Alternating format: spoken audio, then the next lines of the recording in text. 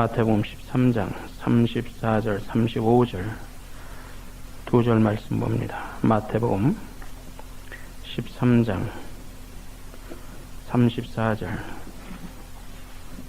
35절 봅니다. 예수께서 이 모든 것을 무리에게 비유로 말씀하시고 비유가 아니면 아무것도 말씀하지 아니하셨으니 이는 선지자로 말씀하신 바 내가 입을 열어 비유로 말하고 창세부터 감추인 것들을 드러내리라 함을 이루려 하심이니라. 아멘. 우리가 매일 받아보는 신문에 보면은 그 시사 만화라는 게 있습니다. 1단짜리 크기로 된 만화도 있고 4단짜리 크기로 된 만화도 있습니다. 한국의 그 대표적인 조간, 성간 신문들에도 사회면 구석에 보면 이 4단짜리 그 신문 기사가, 시사 만화가 실려져 있는데, 지금도, 있는지 모르겠습니다. 그 대표적으로 두꺼비, 고바의 영감, 왈순아지매, 이런 제목의 시사 만화들입니다. 짤막한 만화지만 그 만화의 4가지 그림을 통해서 그날 뉴스 중에 가장 비중 있게 다루어지는 중요한 사건들이 어떤 것인가 하는 것을 느껴볼 수가 있습니다. 성경을 읽어 내려가다 보면 예수님께서 비유를 사용하신 경우가 많이 있습니다. 비유는 예수님께서 사람들에게 복음의 교훈, 즉 진리를 쉽게 전달해 주시기 위해서 사용하시던 교육적인 방법입니다. 사복음서 중에 있는 예수님의 교훈 중에 거의 대부분이 비유이거나 비유의 형식을 취하고 있다고 하는 것입니다. 그러니까 분명히 비유다 이렇게 말할 수 있는 것이 한 50개 정도가 되고 그 나머지 예수님이 가르침도 꼭 비유라 이렇게 말하기는 어려워도 비유의 형식을 가지고 있는 것이 상당히 많다 하는 말입니다. 사전에 보면은 비유라는 것을 이렇게 설명하고 있습니다. 어떤 진리나 도덕적 교훈을 전할 목적으로 사용되는 짧은 예화를 비유라 이렇게 말합니다. 어떤 진리나 도덕적 교훈을 전할 목적으로 사용되어지는 짧은 예화, 짤막한 예화가 바로 비유다 이렇게 말합니다. 자, 이 비유라고 하는 그 헬라어의 뜻은 곁으로 던진다 하는 말인데, 이 말은 어떤 그 사실을 교훈해 주기 위해서 이 예화를 옆으로 이렇게 던져 두 개를 비교함으로 인해서 이 참 진리의 뜻을 쉽게 깨달을 수 있게 도와주는 바로 그런 것이다 하는 말입니다. 예를 들어 본다면 누가복음 15장 11절에 어떤 사람이 두 아들이 있는데 이런 형식을 취하죠. 누가복음 16장 1절에 어떤 부자에게 청지기가 있는데, 또는 누가복음 18장 2절에 어떤 도시에 하나님을 두려워 아니하고 사람을 무시하는 한 재판관이 있는데, 이런 것들은 다 비유라고 말할 수 있습니다. 그 다음에 마태복음 13장 천국은 마치 무엇과 같으니, 천국은 마치 무엇과 같으니, 이런 것들도 비유의 형식을 갖춘 가르침들이고, 우리가 잘 아는 탕자의 비유, 열처녀의 비유, 달란트의 비유, 양과 염소의 비유, 이런 것들도 우리가 비유의 그룹에 묶어볼 수가 있는 가르침들입니다. 그런데 예수님께서 많이 비유를 사용하신 것은 아닙니다. 구약 성경에 보더라도 비유에 대한 내용들이 상당히 많이 나옵니다. 대표적으로 사사기 9장 같은 데 보면은 그 나무의 비유가 나오는데, 아비멜렉이라고 하는 사람이 자기 형제들 70명을 한 번에 살육을 하고 자기가 왕이 됩니다. 피를 흘리고 왕이 되는, 그런데 그 70명의 자기 형제들을 죽이는 그 무자비함 속에서 막내 동생인 요담이라고 하는 요담이 거기서 이제 간신히 도망가서 생명을 건집니다. 그리고 난 뒤에 그 세겜이라고 하는 지역에 있는 이 그리심산의 꼭대기에 올라가서 이 세겜 사람들을 향해서 외친 그 내용이 바로 이 소위 나무의 비유입니다. 거기 감람나무, 그다음에 무화과나무, 포도나무에게 가서 우리의 왕이 되어달라 하니까는 나는 내가 하나님께로부터 받은 사명이 있고 내가 하나님과 사람들을 즐겁게 하는, 기쁘게 하는 그런 나의 고유 사명이 있는데 내가 왕이 안 되겠다, 싫다, 그렇게 거절합니다. 그런데 그 가시나무에게 가서 왕이 되어달라 그러니까 자기가 서슴지 않고 왕이 돼요.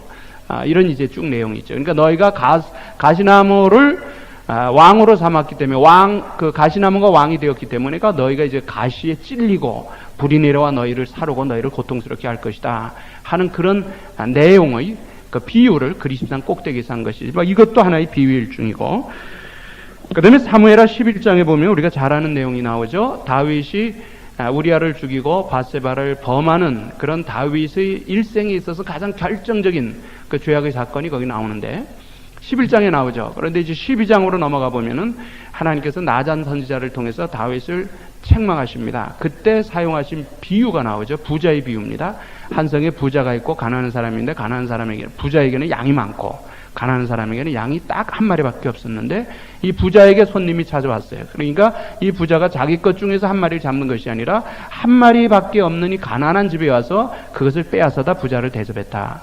그러니까 이제 그 비유를 들으면서 이 다윗이 화를 내죠. 세상에 그런 사람이 어디 있느냐. 그러니까 그것이 바로 당신이다. 이렇게 이제 말할 때 다윗이 나단 선지자의 그런 책망을 듣고 하나님 앞에 꿇어 엎드렸다 회개했던 그 내용이 나오죠. 그런데 이 비유에서 우리가 한 가지 볼 수 있는 중요한 것은 다윗이 그 범죄의 사건을 저지르고 나단 선지자를 통해서 하나님이 다윗을 책망하시기까지는 약 1년 정도 하나님이 기다리셨다는 거죠. 그러니까 다윗이 그 우리아를 죽이고 밧세바를 범하는 그 사건 후에 하나님이 즉시 징계한 것이 아니라 1년을 기다리셨다는 겁니다. 1년을 기다리시면서 다윗이 스스로 그것을 깨닫고 회개하기를 원하셨는데 다윗이 1년 동안도 그 자기의 그 죄악을 은폐하고 하나님 앞에 회개하지 않자, 그러나 약 1년 후에 하나님께서 그 나단 선지자를 보내시고 그로 하여금 깨닫게 하시고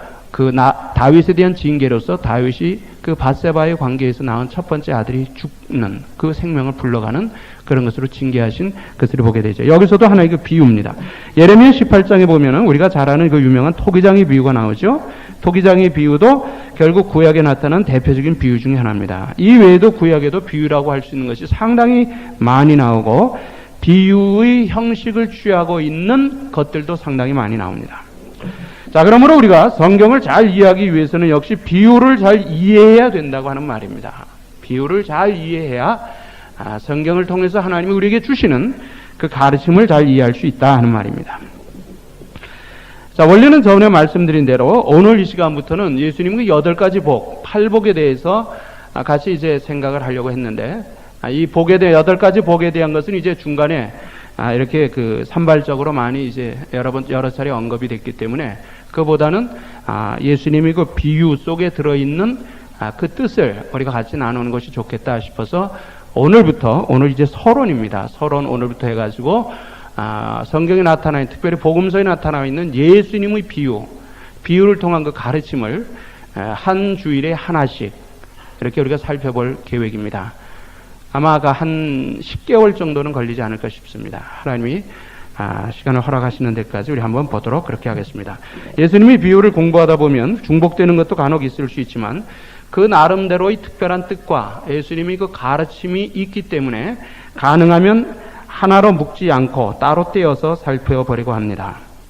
예수님의 생애와 가르침을 보여주는 복음서입니다. 복음서를 읽어가다 보면은 예수님이 비유를 사용하실 때 한 가지 분야에만 제한된 것이 아니라 여러 분야에 걸쳐 깊은 지식을 가지고 계셨음을 발견합니다. 그러니까 우리 사람들이 살아가면서 접할 수 있는, 경험할 수 있는 각 분야를 대한 그 깊은 지식을 통해서 우리들에게서 영적인 진리를 가르쳐주고 계신다고 하는 말입니다. 농부 이야기, 어부 이야기, 건축가의 이야기, 군인의 이야기, 상인의 이야기, 또는 율법, 종교가의 이야기 등등 우리가 살아가면서 접할 수 있는 각 분야의 모든 것에 대한 것들을 주제로 해서 예수님이 우리들에게 가르침을 주고 계신다. 영적 진리를 가르쳐 주고 계신다는 말입니다. 자, 여러분이 사람을 처음 만나면은 어디부터 봅니까? 주로 사람이 처음 만나는 사람 보면은 주로 얼굴을 먼저 봅니다. 얼굴을 보면서 첫인상이 어떤지에 대한, 그래서 첫인상이 상당히 중요하다. 그 사람에 대한 첫인상이 이것이 이제 지워지기까지는, 이것을 바꾸기까지는 상당히 시간이 많이 걸린다 하는 그런 것들도 우리가 보통 하는 말이죠. 그런데 얼굴을 놔두고 그 옷이라든지 액세서리, 머리 스타일, 뭐 넥타이, 핸드백, 구두, 뭐 이런 그 부수적인 것에 먼저 관심을 두고 보는 사람들은 거의 없습니다. 대부분 다 얼굴을 통해서 그 첫인상을 이제 갖게 되는데, 성경을 볼 때도 역시 마찬가지죠. 성경을 볼 때도 이 얼굴과 같은 부분에 놓을 수 있는 그분이 바로 예수 그리스도라고 하는 것이죠. 예수 그리스도가 바로 성경의 얼굴과 같은 분이다. 성경의 중심이 바로 예수 그리스도이기 때문입니다. 그래서 요한복음 5장 39절에서 너희가 성경에서 영생을 얻는 줄로 생각하고 성경을 상고하거니와 이 성경이 곧 내게 대하여 증거하는 것이다. 그러니까 구약을 보아도 그 속에서 예수 그리스도를 보아야 되고, 신약을 보아도 그 속에서 예수 그리스도를 보아야 합니다. 그 다음에 구약이 어떤 사건을 통해서도 그 속에서 예수 그리스도를 발견할 수 있어야 되고, 구약의 제사 제도라든지 어떤 인물을 통해서도 거기서 들어있는 예수 그리스도와 관계된 진리를 볼 줄 알아야, 볼 수 있어야 그것이 성경을 바로 보는 것이다 하는 말입니다. 자, 조금 다른 각도에서 본다면 성경 전체를 사람의 몸으로 비유합니다. 성경 전체를 사람의 몸으로 비유할 때 이 얼굴에 해당되는 부분이 어디냐? 그게 바로 복음서죠. 마태복음, 마가복음, 누가복음, 요한복음. 이 네 복음서, 4복음서가 바로 성경 전체를 사람의 몸으로 비유했을 때 얼굴에 해당되는 부분이라는 말입니다. 그만큼 중요하다고 하는 말이죠. 복음서를 보지 않고는 예언서를 볼 수가 없습니다. 복음서를 보지 않고는 예언서를 볼 수 없고요. 복음서를 보지 아니하고는 뭐 계시록이라든지 이 종말론 이런 것들을 역시 볼 수가 없습니다. 예수 그리스도를 통하지 않고 예수 그리스도, 즉 복음서를 통해서 본다는 말은 곧 예수 그리스도를 통해서 성경을 본다는 말인데, 이것은 성경을 보는 가장 기본적인 원칙입니다. 그러니까 성경을 통해서, 다시 말하면 예수 그리스도를 통해서 성경을 보지 않는 것은, 여러분, 이것은 여러 가지 다른 문제가 일어날 수 있다는 거예요. 바로 보는 것이 아니라는 거죠. 오늘 우리 기성교회에서 이단으로 정죄하고 있는 그런 이 종파들이 많이 있습니다. 뭐 몰몬교라든지 여호와 증인이라든지 안식교라든지 또는 뭡니까, 그런 여러 가지 통일교라든지, 우린 기성교회에서 이단으로 말하는 그 사이비 그런 집단들이 있는데, 그들이 공통점 중에 하나가 무엇이냐면 그들은 예수 그리스도를 통해서 성경을 보는 게 아니라는 거예요. 여러분, 예수 그리스도를 통해서 성경을 보지 않고 그들은 자기들이 가지고 있는 교리, 뭐 말세론이라든지 이런 걸 가지고 성경을 접근합니다. 무슨 뜻인지 아시겠습니까? 그러니까 예수 그리스도를 통해서 성경을 접근하지 않는다는 게 무슨 뜻입니까? 예수 그리스도를 우리가 믿는 똑같은 고백의 예수 그리스도로 보지 않는다는 거예요. 우리는 예수 그리스도가 하나님이시고 그분이 창조주시고 그분이 생명의 주인이시고 그분이 우리를 위해서 세상에 들여와 우리 구원을 이루신, 완전히 이루신 우리 구세주라고 고백합니다. 그렇기 때문에 우리는 예수 그리스도를 통해서 성경을 보는데, 이 사람들은 그 예수 그리스도를 우리가 똑같이 고백하지 않기 때문에, 선지자 중에 한 사람 정도로 보기 때문에 예수를 통해서 성경을 보는 게 아니라 자기들이 만들어 놓은 자기들이 독특한 교리를 통해서 성경을 접근한다는 겁니다. 여러분, 무슨 소리인지 아십니까? 그러니까 이것 가지고도 우리가 참과 거짓을 구별할 수 있어야 된다는 거예요. 여러분, 다시 말씀드립니다. 성경을 볼 때 예수 그리스도를 통해서 보지 않는 것은 모두가 이것은 사입이라고 해도 과언이 아닙니다. 성경의 중심이 예수 그리스도예요. 예수 그리스도를 통해서 본다는 것은 지금 말씀드린 대로 그분이 곧 하나님이고 그분이 곧 우리 구원을 이루신 분이고, 그죠? 그분이 곧 창조주시고 그분이 우리 생명의 주인이라는 그 고백이 거기 깔려 있기 때문에, 우리는 그렇게 인정하고 고백하기 때문에 바로 예수 그리스도를 통해서 우리는 성경을 접근해야 된다는 말입니다. 바울이 아무리 훌륭한, 바울 서신이 아무리 훌륭합니까? 얼마나 훌륭합니까? 바울 서신, 바울 같은 위대한 신학자가 어디 있습니까? 그러나 바울이 서신이 아무리 훌륭하다고 해도 이것은 복음서 위에서 훌륭한 것이지, 복음서를 떠난 바울 서신은 아무 의미가 없다는 거예요. 여러분, 사도 요한이 요한계시록을 썼습니다. 그렇죠? 말세에 되어질 일을 알려주는 성경은 또 성경뿐만이 아니라 책이라고 하는 것은 요한계시록 하나밖에 없어요. 요한계시록의 가치가 굉장히 높습니다. 그러나 그것까지라도 예수 그리스도의 복음서를 전제하지 않으면 아무 의미가 없다는 거예요. 그렇기 때문에 이 복음서를 통해서 우리는 성경을 봐야 되고 예수 그리스도를 통해서 성경을 접근해야 된다고 하는 거예요. 이것이 성경을 보는 단 하나의 가장 중요한 도구, 원칙이라고 하는 것을 우리들이 먼저 봐야 합니다. 바울 서신이라든지 베드로 서신, 요한 서신 뭐 이런 모든 것들도 복음서를 전제하지 하고는 우리에게 아무 의미가 없다는 거예요. 이만큼 복음서가 우리들이 신앙에 있어서 중요하고 복음서가 중요하다는 것은 다시 말하면 예수 그리스도가 우리 신앙의 전부라고 하는 것을 우리들이 보아야 됩니다. 여러분, 어떤 훌륭한 호텔에서 결혼식이 있었습니다. 샹데리아가 번쩍번쩍하고요, 가장 값진 것들로 장식되어 있습니다. 아주 비싼 꽃들로 장식되어 있고요, 최고의 피아니스트 그리고 최고의 그런 중창단이 축가를 하기 위해서 대기하고 있습니다. 아주 유명한 사람이 주례를 하기 위해서 주례실에 또 대기하고 있습니다.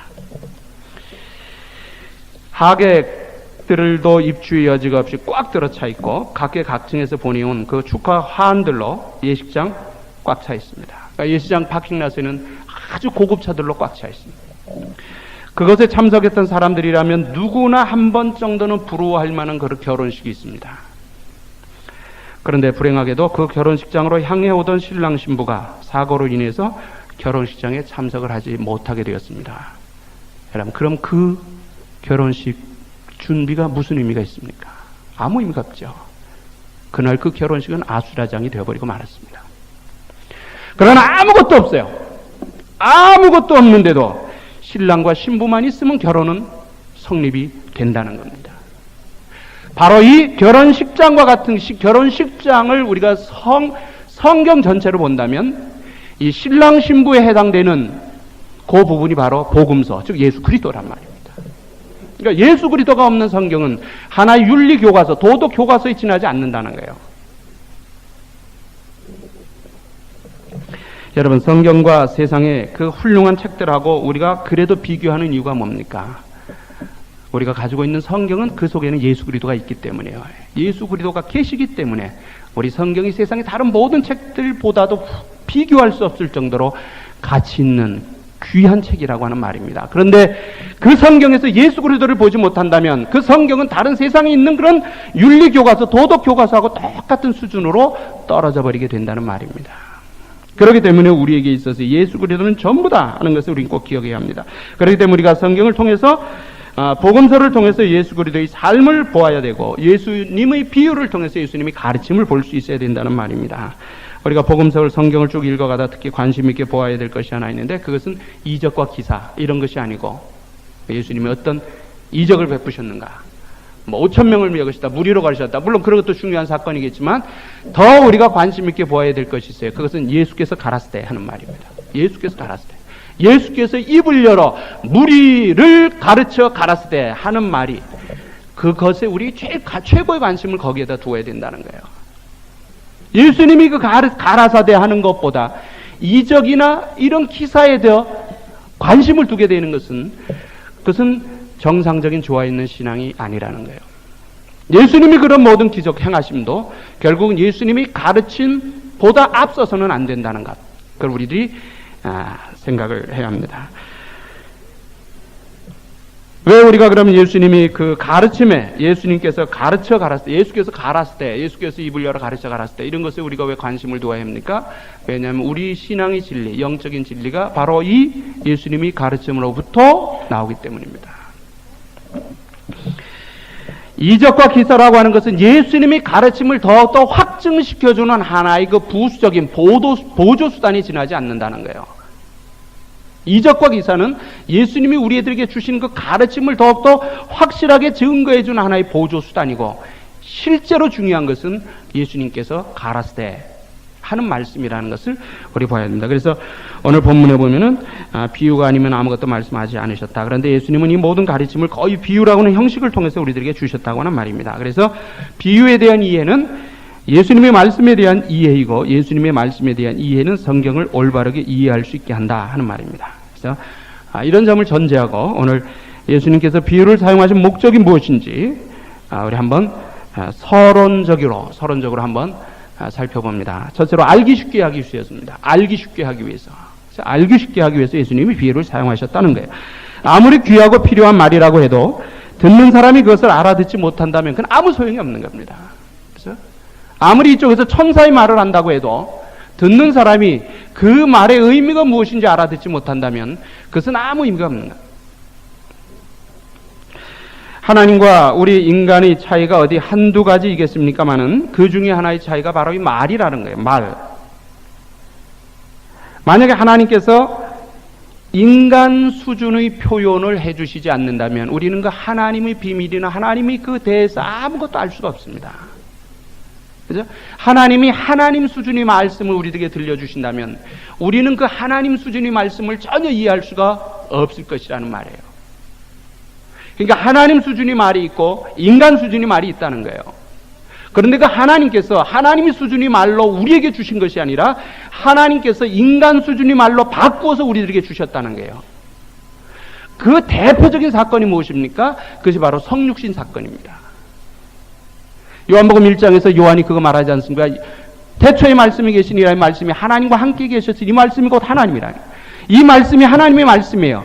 그런데 이 말씀이 육신을 입고 우리 가운데 거하셨다는 거예요. 그러니까 하나님 수준의 말씀이 인간 수준의 말로 변화되어서 역사 속에 들어오셨기 때문에 우리가 예수 그리스도의 가르침을 통해서 우리 삶이 변화되고 우리 믿음이 생기고 하게 된다는 것이죠.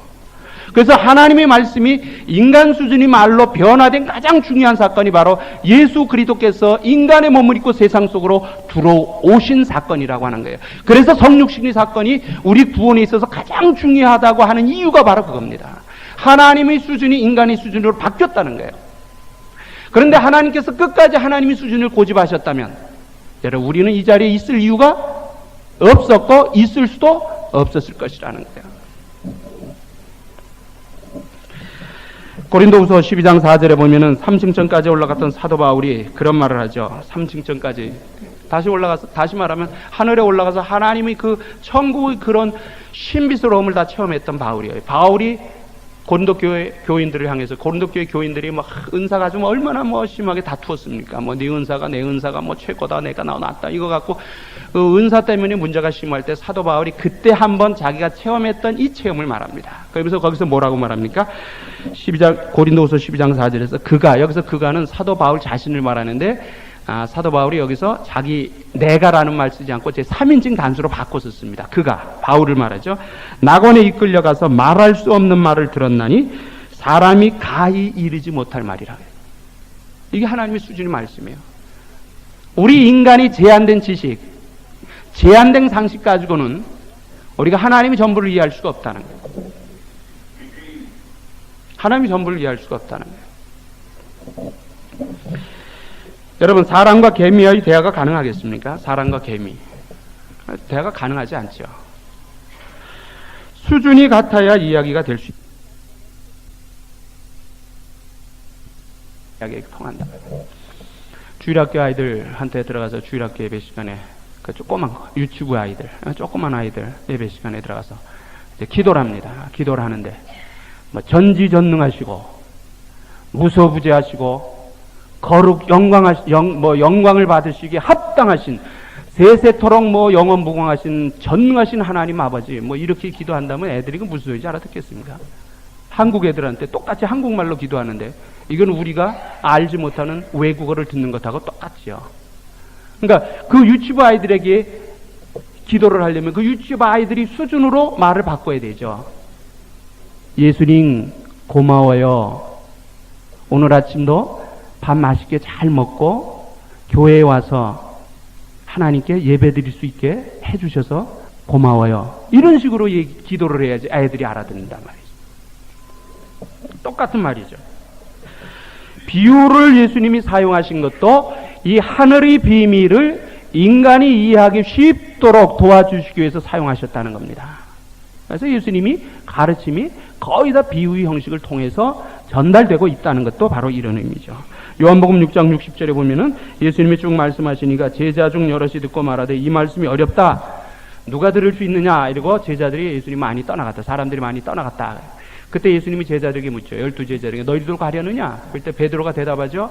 영생의 말씀이 주께 계시오매 우리가 누게로 가오리까? 이런 말입니다. 그러니까 예수님께서 인간의 말로 바꾸어서 말씀을 전달하시는데도 그것을 듣는 사람이 있고 그것을 듣지 못하는 사람이 있다는 거예요.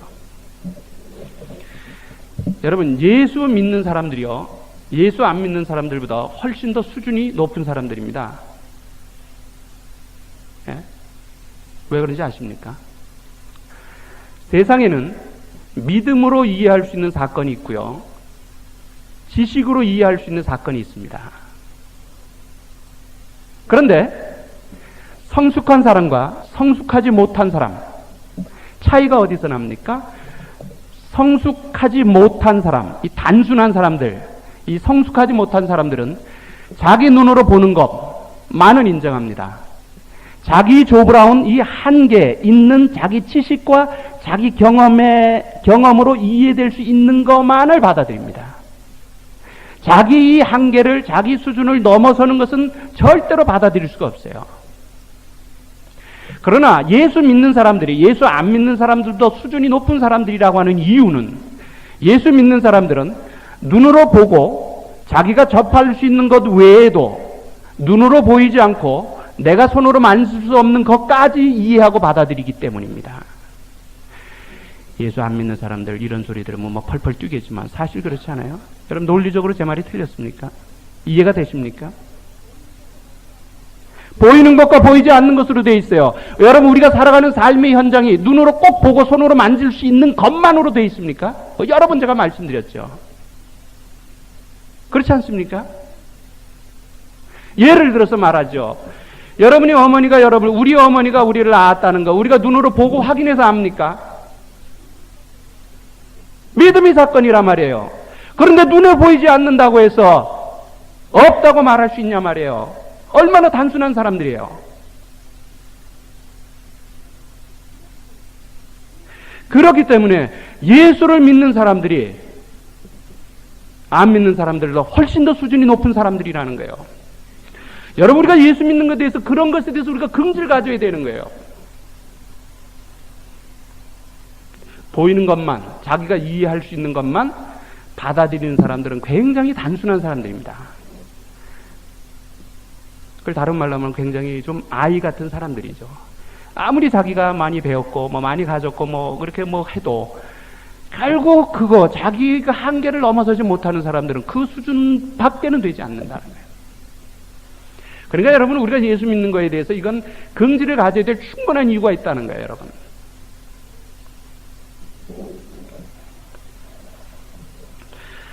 그래서 우리에게 이해하기 쉽도록 하나님이 말씀을 인간의 말로 설명해 주기 위해서 예수님이 비유를 사용하셨다는 거죠. 그 다음에 두 번째 예수님이 비유를 사용하신 목적이 있습니다.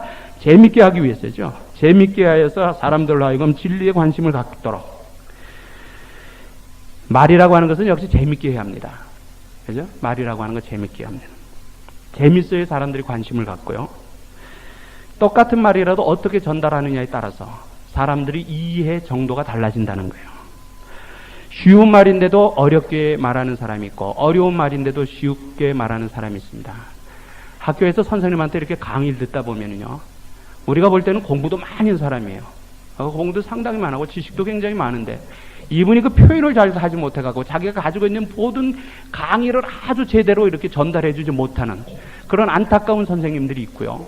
그러니까 쉽게 말하면 말을 가지고 되로 파는 사람들이 있고, 되를 가지고 말로 파는 사람들이 있습니다. 그죠? 재미가 있어야 관심이 있습니다. 그리고 관심이 있어야 그걸 통해서 무엇인가 얻을 수가 있다는 거예요. 그래서 예수님께서 사람들로 하여금 이 딱딱한 하늘의 비밀, 진리는 원래 딱딱하거든요. 진리라는 것은 원래 딱딱한 겁니다. 이것을 우리 인간이 관심을 갖고 쉽게 알아듣게 하기 위해서 예수님이 비유를 사용하셨다는 거예요. 음식이라는 것도 역시 마찬가지 아닙니까? 보음직하고 먹음직스러운 그 깔끔한 음식은 구미가 더 당기는 법입니다. 마가복음 12장 37절에 보면은 마가가 특별히 예수님이 가르치실 때 그 예수님의 말씀을 듣는 사람들이 반응을 이렇게 기록합니다. 마가복음 12장 37절에 예수께서 가르치실 때 백성들이 즐겁게 듣더라. 백성들이 즐겁게 듣더라. 이렇게 가르쳐요. 예수님은 굉장히 사람들에게 즐겁게, 재미있게 관심을 가질 수 있도록 가르치셨다는 거예요. 그러니까 예수님은 위대한 교육가라는 겁니다. 하늘이 그 사도 바울이 가서 보았을 때 사람이 가히 이르지 못할 정도의 그 하나님의 비밀을 우리 누구도 알아들을 수 있는 쉬운 인간의 말로 바꿔가지고 전달하셨어요. 그것도 아주 재밌고 관심 갖게. 그러니까 예수님은 교육자로 말한다고 해도 최고 수준의 교육자라는 거예요. 그 다음에 세 번째로 예수님이 비유를 사용하신 목적은 비유를 듣는 순간 스스로 깨닫게 하시기 위해서죠. 그렇죠? 스스로 깨닫게 해서 비유를 듣는 순간에 자기가 무엇을 해야 될지를 스스로 깨닫게 하시기 위해서 예수님이 비유를 사용하십니다. 누가복음 10장에 보면 선한 사마리아 사람이 비유가 나오죠. 우리가 잘 아는 내용이죠. 중 누가 내 이웃입니까? 라고 하는 묻는 율법사에게 예수님이 선한 사마리아 사람이 비유를 쭉 말씀합니다. 다 말씀하신 다음에 이 율법사에게 묻죠. 누가 내 이웃이 되겠느냐? 누가 내 이웃이 될 수 있느냐? 그러니까 율법사가 뭐라고 말합니까? 자비를 베푼 자니이다. 그러니까 너도 가서 그거 같이 해라. 자비를 베푼 자가 내 이웃이다. 이렇게 예수님이 말씀하지 않았어도 선한 사마리아 사람이 비유를 쭉 말씀하시니까 이 율법사가 들으면서 깨달은 거죠. 들으면서 깨달았어요. 말씀을 듣는 순간에 자기가 질문한 것은 대답을 스스로 얻을 수 있었다는 거예요. 이제 우리도 매주일 예수님의 비유를 공부하면서 예수님의 뜻이 무엇이고 또 우리가 무엇을 어떻게 해야 될 것인가 하는 것을 확실히 깨달아하는 그런 하나님의 은혜가 있기를 바랍니다. 자, 그러면 예수님의 비유를 대하는 우리 태도가 어때야 됩니까? 예수님의 비유를 같이 나누는 우리 모두의 태도는 어떤 태도가 있어야 합니까? 그것은 경외의 마음을 가지고 거룩한 진리의 말씀으로 대해야 합니다. 거룩한 진리의 말씀으로 대해야 합니다. 목사가 여기에 서서 전한다고 해서 그것을 목사의 말로 듣는다면 그것은 아무 의미가 없습니다. 사도행전 17장 11절에 보면은 베레아 사람들처럼 간절한 마음으로 그 말씀을 듣고 그 다음에 그것이 그런가 하여 날마다 연구하는 그런 마음의 자세를 통해서 그 말씀이 우리 삶 속에 살아 역사하시는 말씀이 될 수 있다는 거예요. 데살로니가전서 2장에 보면 사도 바울이 데살로니가 교회의 성도들을 특별히 칭찬한 말씀 중에 특별한 것이 하나가 기록되어 있죠. 데살로니가전서 2장 13절 이러므로 우리가 하나님께 쉬지 않고 감사함은 너희가 우리에게 들은 바 하나님의 말씀을 받을 때 사람의 말로 아니하고 하나님의 말씀으로 받음이니 진실로 그러하다. 이 말씀이 또한 너희 믿는 자 속에서 역사한다. 그러니까 하나님의 말씀을 받는다는 그 마음의 자세로 말씀을 들어야 그 말씀이 내 삶 속에 역사하는 말씀이 될 수 있다는 겁니다. 이것이 바로 우리가 예수님의 말씀을 들으면서 가져야 하는 마음이라고 하는 말이죠. 그 다음에 두 번째, 우리는 예수님의 비유에 대해서 이제 공부를 하면서 어떤 태도를 가져야 합니까? 예수님의 비유를 들으면서 2000년 전 예수님의 시대로 우리가 거슬러 올라가야 합니다. 2000년 전 예수님의 시대로 거슬러 올라가야 합니다. 이게 무슨 말인가 하면은 예수님의 비유가 나하고 직접 관계가 있는 말씀임을 고백해야 된다는 거예요. 2000년 전에 예수님께서 이건 베드로에게 하신 말씀, 이것은 바울에게 하신 말씀, 이건 누구에게 하신 말씀, 이건 뭐 갈릴리 사람들에게 하신 말씀, 이것을 끝나버리면 그 예수님의 말씀이 오늘 나하고는 아무 의미가 관계가 없는 말씀이 되어버린다는 거예요. 그렇기 때문에 오늘 우리가 말씀을 대할 때, 이걸 말씀 들을 때뿐만 아니라 성경을 대할 때도요, 이것은 2000년, 3000년, 4000년 전에 있었던 사건이 아니라 오늘 이 시간에 하나님께서, 예수님께서 내게 주시는 말씀이라는 그러한 자세로 말씀을 받아야 된다는 거예요. 말씀을 봐야 되고 말씀을 읽고 말씀을 묵상해야 된다는 거예요.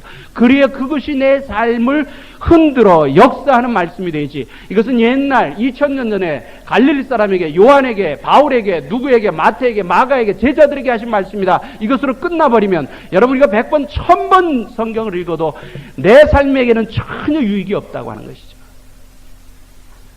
오늘 사람들이 신앙생활을 오래 하면서도 왜 그 삶이 변화가 되지 않습니까?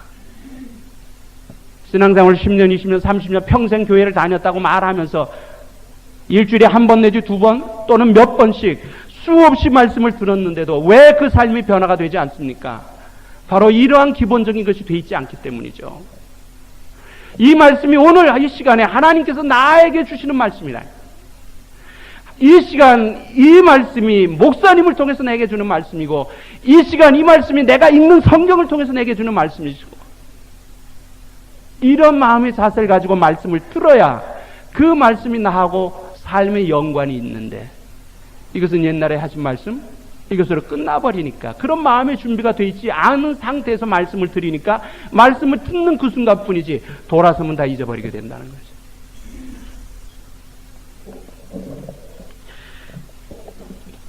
그렇기 때문에 이 믿음의 특징 여러 가지가 있죠. 믿음의 특징 여러 가지가 있는데, 그 중에 하나가 믿음은 시간의 차이를 극복해 주는 특징이 있다는 거예요. 믿음이 기능이 많습니다. 그렇죠? 믿음의 기능. 믿음이 가장 중요한 기능은 물론 우리로 하여금 구원받게 하는 기능이죠. 우리가 예수 그리스도를 믿음으로 구원을 받기 때문에 믿음의 가장 중요한 기능은 예수 믿고 구원받게 하는 기능이 있습니다만은, 그 외에도 믿음이 여러 가지 기능들이 있어요. 그 기능 중에 하나가 시간의 차이를 극복시킨다는 거예요. 다시 말하면 홍해가 갈라진 사건은 지금부터 3,500년 전에 있었던 사건입니다. 3,500년 전에 있었던 사건이에요. 그러나 내가 오늘 믿음이라고 하는 것을 통해서 3,500년 전에 하나님께서 이스라엘 백성들을 애굽에서 구해내시기 위해서 아주 급박하니까, 그 방법밖에 없으니까 홍해를 가르시고 이스라엘 백성들을 구해내셨다 하는 것을 조금 더 의심 없이 내가 믿는다면, 나는 이미 3,500년 뒤에 살지만 그 믿음을 통해서 3,500년 전 홍해의 현장에 직접 가서 보고 경험한 것과 똑같은 효력을 갖는다는 거예요. 예수님이 십자가에 못 박혀 죽으셨다, 3일 만에 부활하셨다, 그래서 내가 구원이 하나님의 백성이 될 수 있었다는 그 예수님의 부활 사건은 지금부터 2000년 전의 사건이지만, 내가 그것을 조금 더 의심 없이 믿음으로 받아들이는 순간, 나는 그 2000년 전 예수님의 부활의 현장에서 예수님의 부활을 직접 눈으로 목격한 것하고 똑같은 효력을 갖는다고 하는 말입니다. 오늘 이러한 말씀을 대하는 가장 기본적인 자세들이 우리 성도들의 마음속에, 삶 속에 없기 때문에 예수를 10년, 20년, 30년, 40년 평생 믿는다도 하는데도 삶이 전혀 변화가 안 되는 거예요.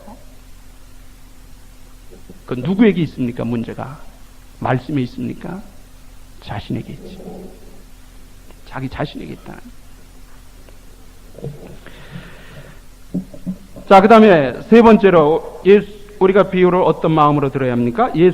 예수님의 비유를 들으면서 우리는 예수님을 직접 만나야 합니다. 그죠? 직접 만나야 합니다. 예수님이 말씀을 대하면서, 성경을 대하면서 그 속에서 예수를 만나지 못한다면 여러분이 성경을 대하는 의미가 없죠. 그죠? 전적으로 나에게 문제가 있습니다. 예를 들어서 우리가 대통령을 만나요. 대통령을 만나서 대통령과 얘기 중에 대통령과 대화를 하면서 대통령의 권위를 거기서 우리가 느낄 수 있어야 합니다. 그렇지 않습니까?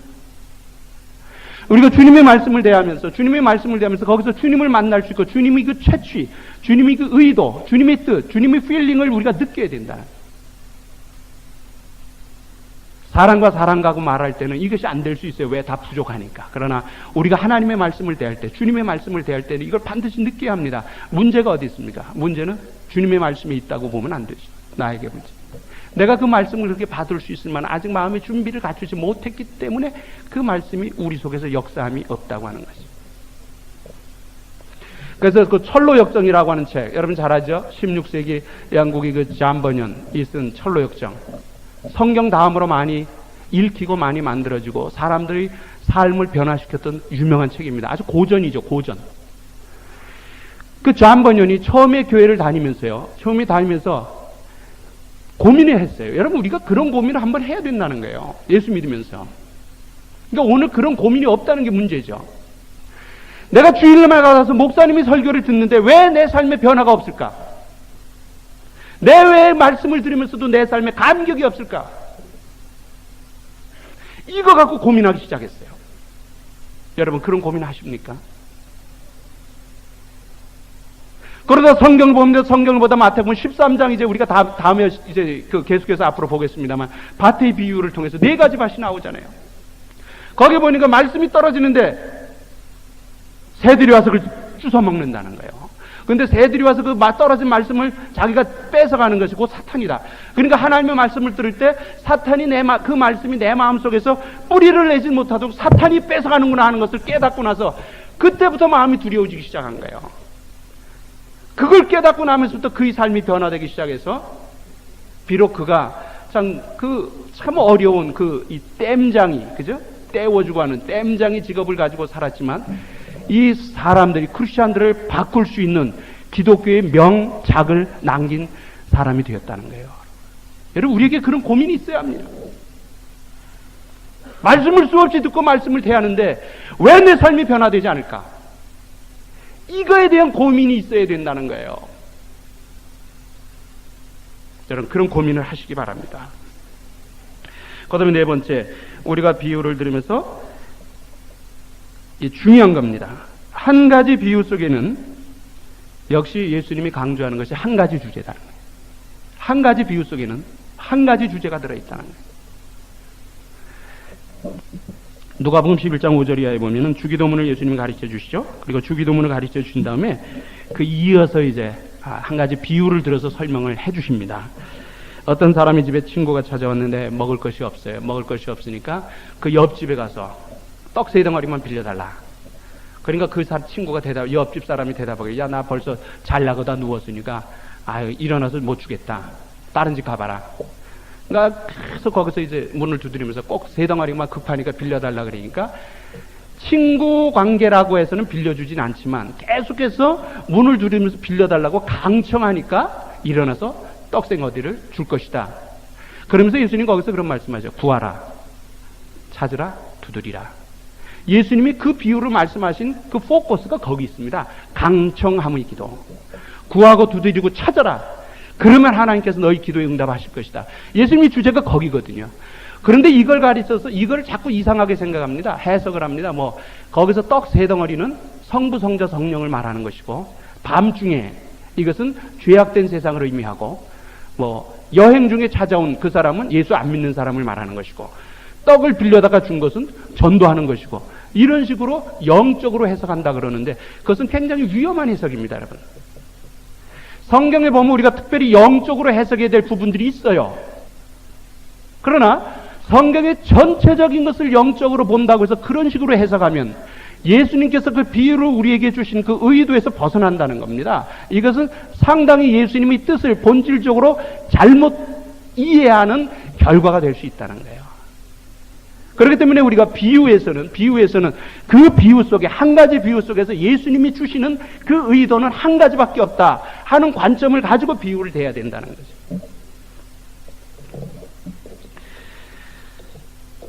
그 다음에 탕자의 비유에 나오는 큰아들은 사탄이다. 큰아들은 사탄이고, 선한 사람의 비유에서 한 사람이 예루살렘에서 여리고로 내려가다가 강도를 만났다. 이것은 교회를 떠나고 믿음을 떠난 것이다. 이렇게 해석하는 것은 좀 곤란합니다. 여러분, 저도 83년도에 제가 성지순례를 했는데 그때 가기 전까지는 몰랐습니다. 이게 그런가 보다 했죠. 근데 가보니까 그 지리적으로 그렇게 표현되게 돼 있어요. 예루살렘은 해발 800m고요. 여리고는 이게 그냥 800m 아래에 있거든요. 그러니까 이 예루살렘에서, 이제 좀 과장된 표현입니다만은, 그냥 그 자동차를 뉴트럴에다, 중립에다 놓으면 그냥 내려갈 정도입니다. 여리고까지. 이제 그런 거니까 그 지리적으로 표현할 때 내려가다가 한 거죠. 거기서 예수님이 말씀하신 것이 무엇입니까?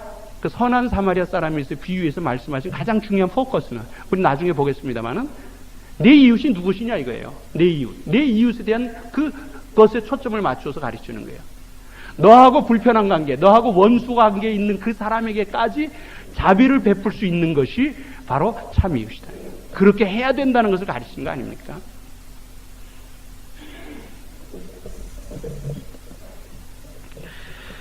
그렇기 때문에 우리가 예수님이 비유를 볼 때 그 속에 들어있는 예수님의 참 의미를 찾아내는 것이 대단히 중요하다 하는 것입니다. 그래서 우리가 예수님의 비유를 공부하는 동안에 우리의 믿음의 눈을 열어 주님을 만나기를 바라고, 믿음의 귀를 열어 주님의 음성을 듣기를 바라고, 믿음의 입을 열어 주님과 대화하기를 바라고, 믿음의 손을 들어 주님의 능력의 손을 잡기를 바라고, 믿음의 발로서 주님과 함께하는 삶의 역사가 일어나기를 주의 이름으로 축원합니다.